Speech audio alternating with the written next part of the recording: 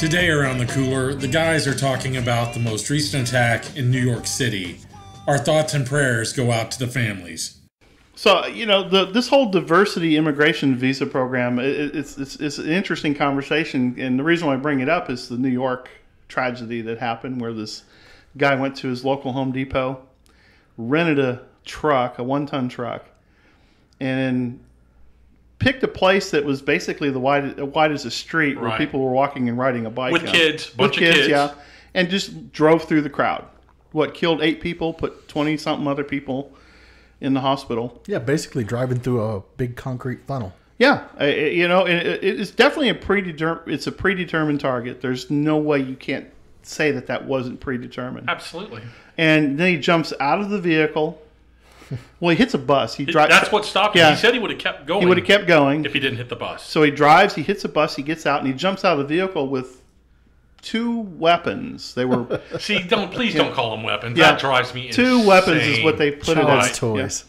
Yeah. And so he has these 2 child toys, and he runs out, and he's encountered by the police, and he's shot.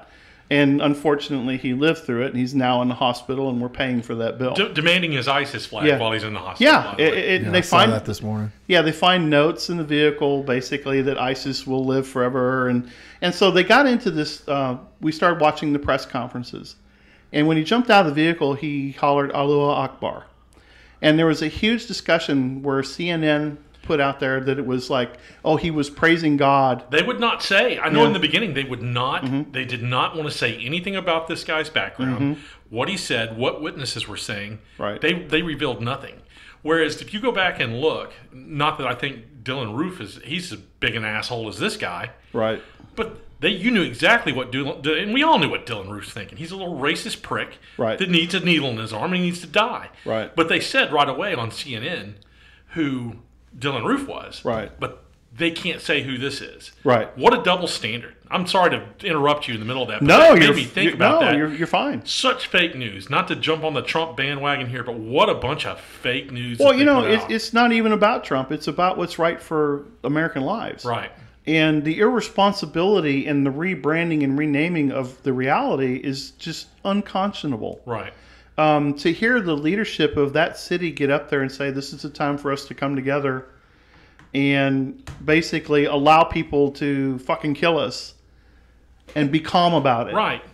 Because it just goes to show you how far gone they are. Well, that came across in the speech. It's funny you say that. It came across in the speech almost to the point of, we're such good people that when they kill us, we're just really good people at the end of this. We don't judge anybody. We're okay with it almost. That's a sick mentality, man. It is. What the hell is wrong with you? And then to find out... That was de Blasio. That was de Blasio on Just being the bigger person. Oh, yeah. Being the bigger person. You shot me. I'm the bigger person, though. Yeah, you're an idiot. Bigger people die, too. Exactly. Yeah. So an unvetted person wins the lottery. Right. Comes to the United States. 8 people lose the lottery and die. Right. Under that program. The logic is sick. It's American citizens were born here. Right. And those people shouldn't be in office after that, honestly. If that's how they think and that's how they operate within the government system, why are they there? How as a citizen, do you turn around and go to an election and vote for somebody like that? You should be ashamed of yourself. Yeah, I think it's a bad call. I think that the whole diversity immigration program, it's funny because both sides now are talking about, we tried to kill this and we tried to do that. Well, look, you've had chances to kill it. You've had majority over all these Congress and Senate. And sure. Then kill it. Kill it. Who gives a crap who gets pissed off about it? Right. And then turn around and turn it into a merit-based immigration program where you get a doctor and a lawyer and not some crazy Uber driver that comes to this country and gets radicalized and decides he's going to kill people. And then the way he left the vehicle, that was all death by cop. See, I didn't quite get his point of getting out with the toy guns. I didn't understand death by cop. The guy wanted to get laid. He wanted his 72 virgins right now. You think that's what he was going for there? Yes. Okay. So think about what the mosque he went to was the mosque that started by the guy that's in prison right now for trying to bomb the New York Trade Center. Yeah, from the 93. 93. That same guy. That's his mosque. No kid. That's funny that the truck was rented from the same Home Depot that they used to get the truck from. I'd be looking real hard at that. It could just be coincidence. Well, it could be, but maybe not. In 2015, the DHS and the FBI were there interviewing that guy. Right. That's in 2015. I mean, people talk about background checks for firearms. Right. And they don't miss. I've seen people get delayed on their NICS background check because of some little thing that popped up, whether it was a mistaken identity or somebody's on a watch list or if they made a multi-purchase, whatever it was, there was a mechanism that stopped that person until they were looked at. Right. With this immigration program, well, and here's the thing. You won a lottery, come to the country. You lottery them in, they get in, and now they can bring their family. Yeah. Now you don't know you don't know their backgrounds. Right. These people have no database on them. You have no idea who they are, where they're coming. I mean, who knows where the family is? Because they could be 3 countries removed from where they're coming from right now. That's what I don't get. How can you have a system of immigration that allows this? It's not immigration. Well, and this country was built on immigration, but it was built on people that came here for opportunity and a better life, not for people that came here for a target-rich environment. Right. And that's where I really struggle with that whole concept. So you think about how convoluted the government is. So you've got different departments that the Congress looks over. So you've got committees that are responsible for defense, immigration, finance. So it does kind of like what y'all brought up about how policies are still in place that probably shouldn't be. But you'll have one congressman who sits on that committee for immigration, and he wants something done in finance that somehow or another benefits his state. And the person who's overseeing immigration will kind of lord that over him and not allow some policy to disappear until some financial thing for his state has been. It's all twisted. It's all a back scratching deal. And that's exactly right. You've got all these back room negotiations going on that the public doesn't know about, but yet the public gets. Actually, we pay the price. Yeah, for we it. pay the price for it. Yeah, because you don't hear about congressmen getting run over in this little bike path. Right. You hear about U.S. citizens getting run over, because somebody won a lottery that they probably shouldn't have. Right. Right. No, it's pretty sad. And the whole thing with their protection detail. Let's take that detail away, and you just if everything is so good, walk around the public like we do.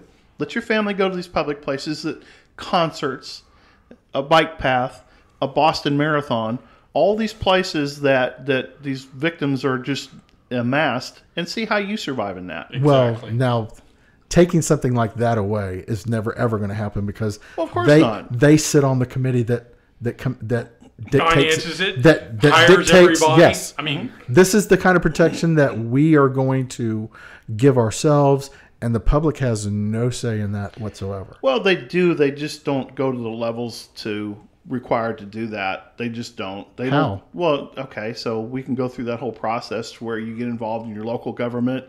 You vote in representatives that speak your voice. Well, yeah. You vote people in and out of office that follow those rules and don't just protect themselves. But that's a long. The process to do that is as long as it took them to undo it. Okay, well, I was looking for more the short term. Well, getting we to can't that discuss the short term here. Well, no. What I meant by short term is some procedure in place that the public can enact and say, hey, since you're not doing your job. Sure, you revoke the visa program. That's the first step. Straight the first step is to revoke yeah. the visa program. The second thing is to make it tougher to cross the border in the United States. We are the only country. You can't go into Mexico and become a part of the country like you can in the United States. Well, you can't go to Thailand and do that. You can't go to Australia and do that. So let's just take the influence that congressmen have over each other. You've got whole countries who have financial interests here that ask favors of congressmen directly affect money, favors, businesses for those countries, right? So Bangladesh on this program, on this visa program, Bangladesh took the entire phone book and entered their entire phone book into the lottery system for approval. That is insane. Not doctors, not lawyers, not anybody. That's a very poor country, and it's a very It's a nice way of putting this. I mean, it's a very radicalized country in areas because you have a lot of people from Pakistan. Pakistan is not a safe country. No. That's not a country that we want to try to just draw random people out of. I'm sure there's a lot of good people from Pakistan. I'm not condemning all of Pakistan, but I would want to know who's coming in from that country, just from what we know on the news about that country. Right. I'm not telling you any revelation that you can't go watch a news program and figure out. Right. No, the answer, I think if you're looking for short-term answer, that's kind of what I give you. The answer that we're hearing right now is that they want to do a 4-day waiting period. Somebody's proposing a 4-day waiting period for the rental of large vehicles like trucks and vans and SUVs. Freaking kidding me? No, this is coming out of New York right now. So rather than fix an immigration problem, Right. we're just going to make them wait 4 days to run you over. Waiting periods cure all problems. Oh my God. So if you go rent a 1-ton, fully automatic, high-capacity fuel tank truck with a bumper on the front of it...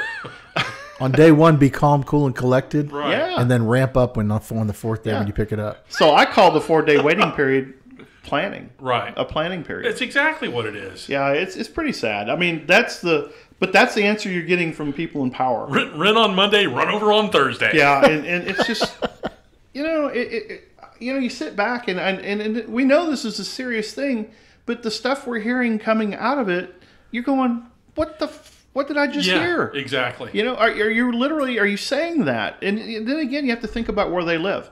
They live behind a gated wall. They don't have security concerns or issues. They move about freely. I can do this. Why does everybody else worry about it? They've got to have some psychologist on the payroll or something that comes up with this crap, though. What we need to do is mentally let these people calm down. We need to let them get calm, and then they won't do this. Only an idiot psychologist would come up with something like that. Well, you've got somebody out of Berkeley that's never lived anywhere in their entire life. You've got an in-house psychologist in the Congress who tells these people, look, your constituents don't know how tough the decisions are that y'all have to make. They just don't understand all of the dynamics that go to making a decision. Pressure. So then they walk away. It's an ego stroke for them. They walk away with this feeling of royalty that they can kind of lord over their constituents. Now they're not constituents; they're subjects. I know what you don't know. I know something you don't know. Exactly. And what's really sad is you get the diversity people that go through and scrub the words out of it. Sure. I mean. So the big argument now is they don't want this guy to be Mirandaized. They want to prosecute him as a combatant to the state, and they want to send him to Guantanamo. Yeah, Gitmo. I've already heard that. Yeah, speech they don't want him to go through the system because he didn't honor his condition of being a U.S. citizen. 1 and 2, he made an attack against people with statements and notes and letters in his vehicle. In a way, I don't have a problem with him going to Gitmo. Now, I don't want him to get turned loose afterwards, like we've done so many of those. Well, guys. I think we got rid of that guy. That guy's gone. He is. Yeah, I think we tossed him in 2017, didn't we? Yeah, he's gone. But I sit here surprised at them because they're surprised. Right. Exactly. The irony of it all, right? It's just. I don't know. I mean, coming from, we don't live in New York. I've traveled there for work. I understand the mindset. New York has a lot of wonderful history and a lot of wonderful tradition, but that's being washed away. It's being replaced with this new mindset, and it's pretty bad because it seems like they're becoming conditioned to it. And then to hear their leadership talk about the way they do it, look, we should all come together. And I'm like, wait a minute, we should be pissed off. The thing that you hear on the street is that gets regurgitated because he gave that speech and then they went out that night and interviewed people and they regurgitated that crap. Oh, right. We're bigger than this. We're big. No, you're not. What you should People are dying. Exactly. Yeah. What you should be is pissed off and demanding action from your leaders at that point, saying, no, we're not bigger than this because this has nothing to do with our character. What this has to do with is protecting us, and you're not doing it. Yeah, roll over and take it. I'm bigger. I think is what you said earlier. It is. Yeah, roll over I'm and take bigger. I'm just a bigger hammer. Exactly. Right. Oh, no, and that's my philosophy all the way. It's like you show up with a knife, I'm bringing a tank. Right. I don't care if you got a gun, Every time. I'm bringing a tank. No, it's sad. We live in a day and age where people feel they have to spin these things because they don't want to hurt feelings.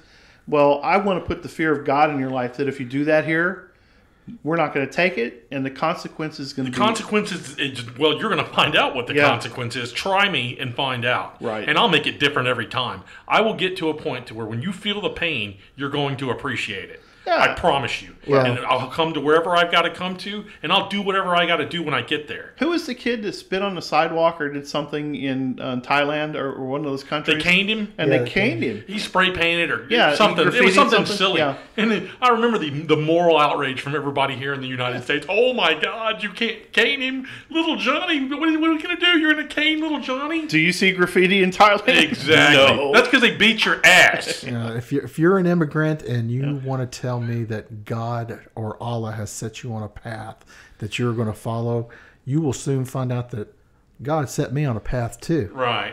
And at some point it was going to be executed, but I had to wait for you to execute first. Right. Well, they made the commitment. I mean, they're giving you their game plan right up front. So yeah, just sitting back and trying to portray yourself as being the bigger person, which I still don't even understand, is don't lash out the way that they do. Be this morally correct person. Yeah. We can talk to them, and eventually they'll stop. There are history books where people went to war to protect what they had. Sure. They did. There is no page or chapter anywhere about anybody. They went and met in the middle of the battlefield and hugged each other. Look at the savagery of Japan. The prime example of this. Look at Japan. The savagery that existed there before World War II. Look at how they treated prisoners. Look at how they treated Bataan Death March. I mean, prime example. You know what? We had to burn a bunch of their people up. And it's sad. I'm not bragging on that fact. I'm not happy about that fact. But eventually you beat them people hard enough. And they said, you know what? We've had enough of this crap.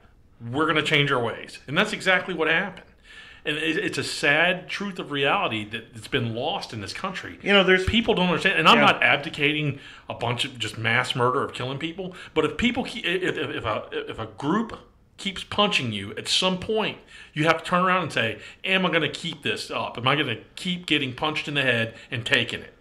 And you have to look at the history of what's going on. If you look at what's going on in Europe and you look at the motivation of the hate that's going on in that country and how it's basically taken good people and polarized them. Right. And that polarization is what gets you hurt because they just continue to hoard into your country.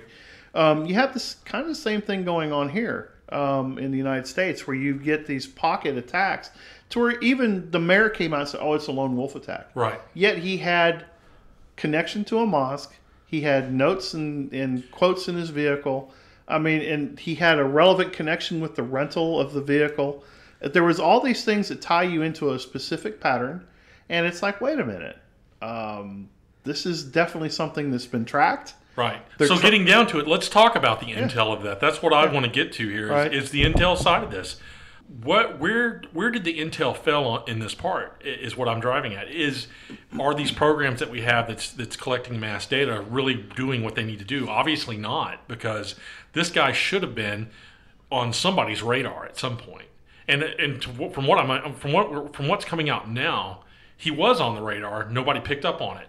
What I think we're missing now, and this is just Todd's opinion, I'm not some great intel expert, but it seems like we'd want to put boots on the ground and really start investigating these people up close with real boots on the ground rather than trying to collect a mass data and say, well, we heard it through the web. That's where merit-based immigration would come in play because that stuff would flush it out. It would fix that. But there was some good discussion last night and this morning regarding what you're asking about the intel.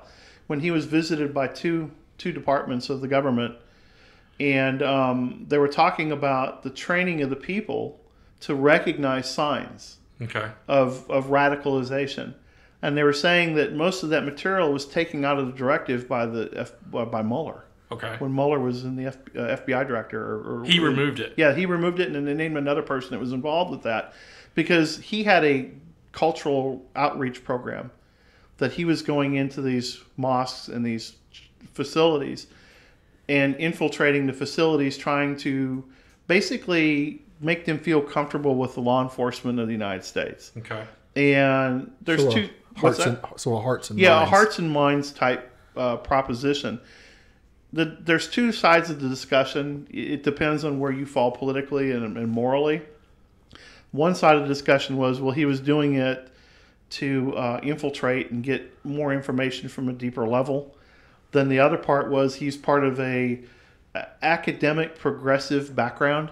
Okay. To where he's basically flushing out any aggressive patriot speech by calling them radical Muslims or criticizing their religion.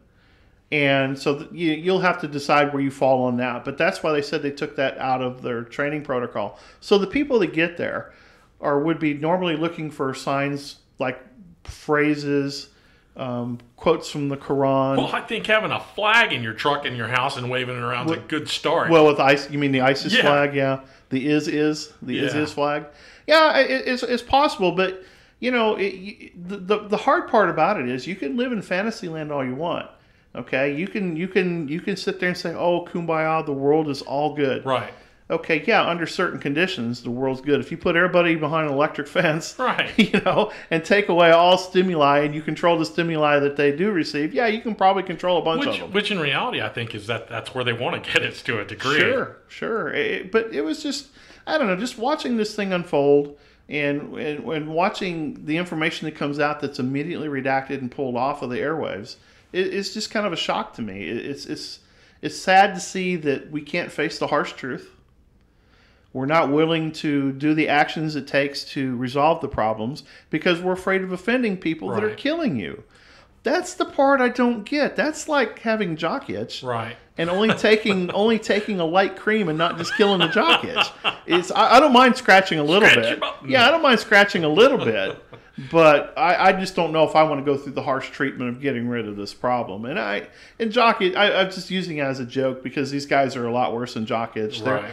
I hate to quote anybody. You gotta take it. I mean, you gotta laugh. It's either laugh or freak out. So I mean, well, it also comes to the perspective of our lifestyle, the way we live. We live basically the American dream.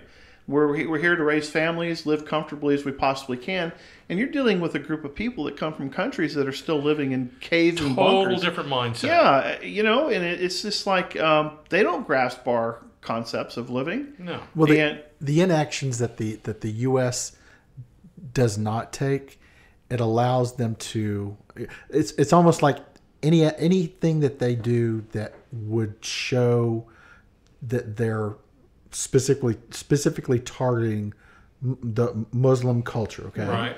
So as long as I don't do that, the rest of the world is not going to unfriend me.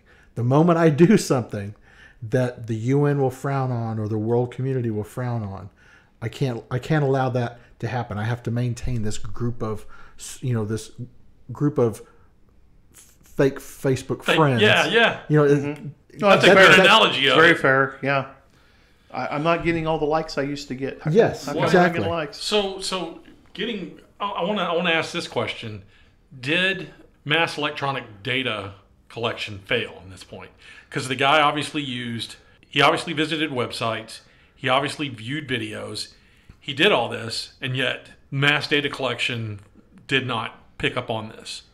So why are we failing there? I think is it worth doing? What I'm driving at, if it's worth doing, then do it. Is what I'm saying. But if it's not working, if you're missing it, then at some point, if they know, if they know it's being monitored, if they know they're being exactly, if they know where they're being monitored, they're going to go low tech. They did it in Afghanistan. Right. I get that, but you're telling me this is what we're doing to protect you, okay? And so you have this guy that's using it, yet he falls through the cracks. I'm not saying.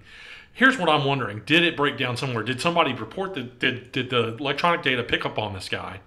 It starts going up the chain, and then somebody said, out of PC correctness, we're going to stop here because this could offend somebody. I don't know if it's that way. Here's how I would answer that. A tool is a tool. It's only as good as the intent of the person using the tool. But you're still measuring it against a metric. Right. So if your intentions are good and you're using that tool, I'd say it has a better chance of working. If you put in a tool in place and you're using it for control and political payback, it's going to work in that direction as well.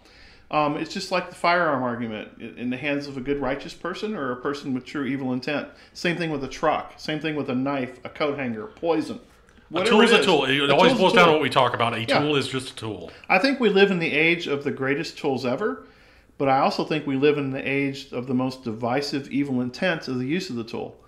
And no matter what it is, whether it's technology, whether it's information, whether it's a material thing, we live in a day and age where winning at all costs, regardless of what, trumps everything. And we don't use that word in relation to the president. We're just saying that that's the collection that they use.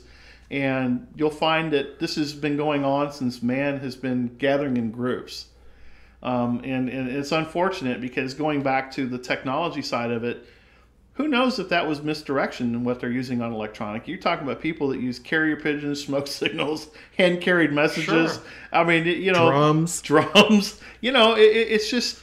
But information can always be disseminated. No matter how low-tech or high-tech it is, you can always find a way to disseminate that information. Yeah. But can you use it in a way that will help you complete whatever your mission is? Because information is that's information. The learning part of it. That's the learning part of it. Well, Eisenhower said the best thing. He said it's not the plan that wins the war. It's the process of planning that helps you win the war.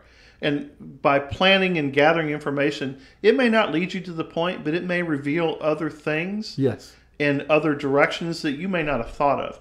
And that's where I think the resource, if you talk to people that are in this community, because we have friends that are in this community, and at multiple levels, they don't talk about what they do, but you can see the frustration of, I can't go this way because this is my directive is to go that way. And you can just see it. The people that we know are very smart, they're very good at what they do, but they're also going to do their job the way they're told to do their job. Otherwise, you don't have a job. Or you don't have come a in job. the next day and you're done. And then you would rather have that person in there hoping that the administration change or the management change would then allow them to do what their job parameters give them the ability to do. Correct. And I think that's where we're at with all of this. Most of what I was saying there was expressing frustration with it. No, I get it, and we should be frustrated. And the funny thing about the frustration is we're not the people that are going to go down and burn cars, bust windows, and destroy businesses. We're going to get politically active. We're going to talk to our representatives. We're going to make those discussions available to the people that need to hear them, and then we're gonna get people to vote their conscience, because that's what you got to do. You got to vote what's right for this country, not what's good for the company you work for, not what's good for the cause that you're representing that's misguided. It's about what's good for the safety of American people. That's all for today's podcast. Thanks for listening to The Cooler.